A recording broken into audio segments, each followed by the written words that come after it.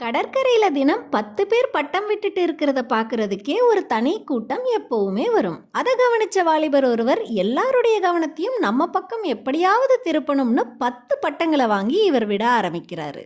அதை கவனிச்ச அந்த கூட்டம் இவரை ஒரே ஆச்சரியத்தோட பார்க்க ஆரம்பிச்சாங்க.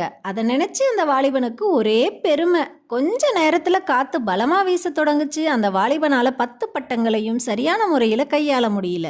காத்து கொஞ்ச நேரத்துல ரொம்ப கம்மியா வீச ஆரம்பிச்சது. அதனால 10 பட்டங்களும் ஒன்னோட ஒன்று சிக்கிக்க ஆரம்பிச்சது. காத்து எதிர் திசையில அப்படி இப்படின்னு மாறி மாறி வீச ஆரம்பிச்சது. உடனே அந்த வாலிபன் இப்படியே போனா இது சரி வராதுன்னு முடிவு செஞ்சு ஒரு பட்டத்தை மட்டும் தன் வசப்படுத்திக்கிறான். மிச்சம் இருக்கிற 9 பட்டமும் இருந்த திசை தெரியாம போகுது. இப்படிதான் நம்மள பலர் ஓவர் நைட்ல பெரியாள் ஆகணும்னு நமக்கு சரியா தெரியாத வேலைகளில் ஈடுபட்டு தோல்விகளை சந்திக்கிறோம்.